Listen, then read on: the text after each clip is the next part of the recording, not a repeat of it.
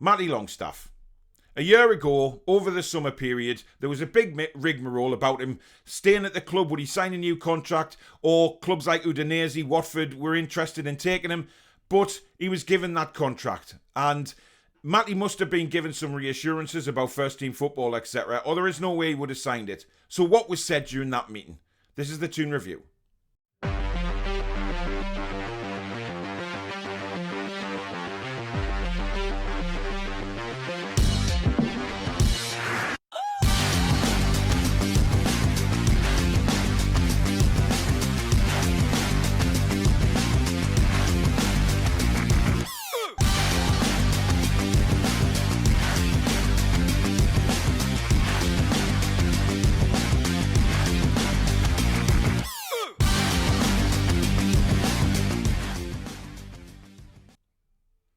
Hi everybody, I'm Paul, back again with another video, and just a quick one really about Matty Longstaff and everything that's come out this morning, saying that Newcastle United have agreed to send him out on loan with the likes of Huddersfield, Blackburn interested.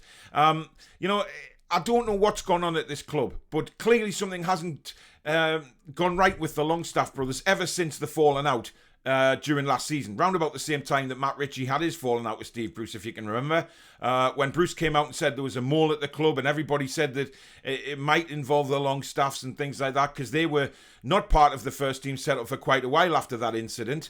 But slowly but surely, Sean's regained his place in the first team squad, and come on a few times as substitute, etc. But Matty has been left out in the cold.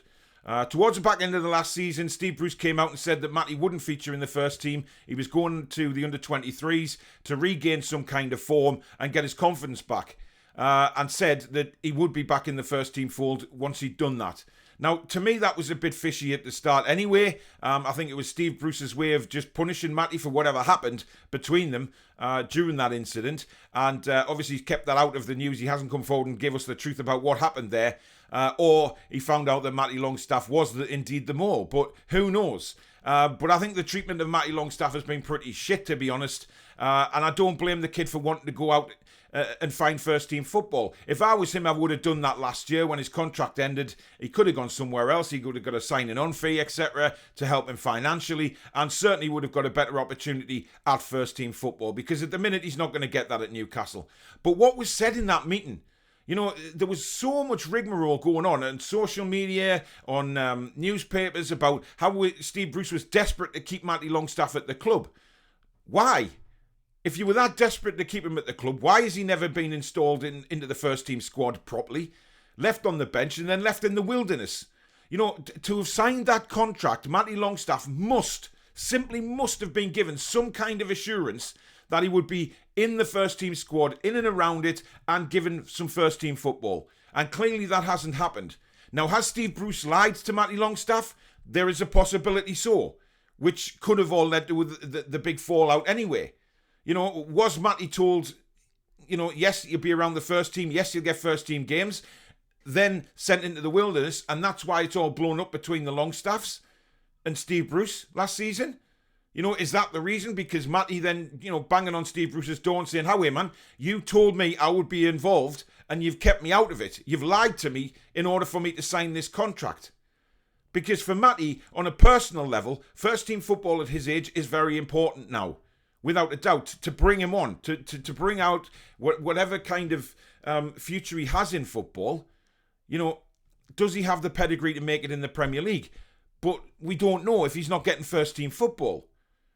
But if he went to the likes of Udinese, who I believe have a very good coach that could bring him on leaps and bounds, or even Watford for that matter last season in the Championship, I think he would have had a big involvement in their side and maybe come back a different player if he did indeed go out on loan.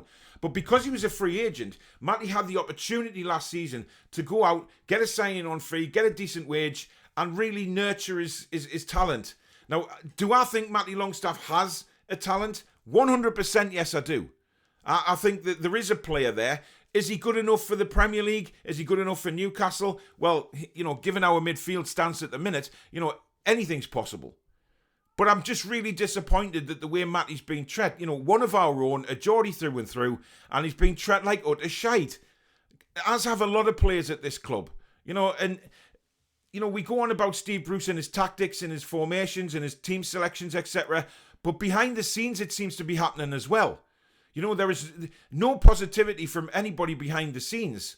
And when all this falling out happened with Matty Longstaff and Matt Ritchie and Sean Longstaff last season, you don't hear about that in the media with any other clubs. Of course, there's going to be arguments and disagreements between certain players or players and staff, but you very rarely hear of it coming out in the open. But it did at Newcastle United because that's the kind of club we are.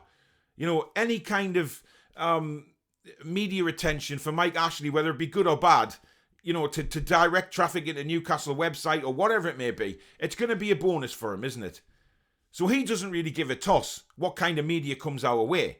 But for me, I'm a big fan of Matty, and I really do believe that there is a talent there. Now, whether or not, like I say, he's good enough for Premier League, I don't know, because he's not been given the chance. The chances he has had, very early doors in his career, scoring against Man United at St James's was an absolutely beautiful goal. He scored at Old Trafford as well. And then he hasn't been nurtured properly. And you can say that about a lot of players at this club. Jamal Lewis comes in. Fantastic left back for Norwich City. Even in the season that went down, he was the type of left back that we were screaming out for. Bombing up and down the wing, combining with the left-hand side player and whipping balls in and getting back, making tackles. Very good defender. Now, what has he done since he's come to Newcastle? He's been blown of all his confidence, and now he finds himself on the outskirts of the first team. It's bollocks. The whole thing is bollocks. The way this club is run is bollocks. And we all know that. But when it's one of our own now, like Matty Longstaff being treated like shite, come on. This kind of culture at Newcastle needs to go. And that's why we need new owners. We need the club swept from top to bottom. There is no doubt about that. We all know that. And it's just, I really feel sorry for Matty. I really do. But let me know in the comments what you think. We'll have a conversation down there. Now, Newcastle have been rumoured to be interested in two Chelsea players, I believe, this morning on loan. Two kids, Sarr and somebody, I'm not sure who else it is. But whether we get them is a different kettle of fish. I think we have to improve the defence. We need some pace in that defence. A creative midfielder to play with Willock. And also, we desperately need somebody to back up Callum Wilson because, as we know, Dwight Gale isn't the answer. But anyway, if you have enjoyed the video, guys, please do smash the like button down below. And if you're new to the channel and you like what you see, please do hit the subscription button or consider subscribing. And lots more to come on the channel tonight. If you're watching this on Tuesday, of course, we've got the Fan Forum at 7:30.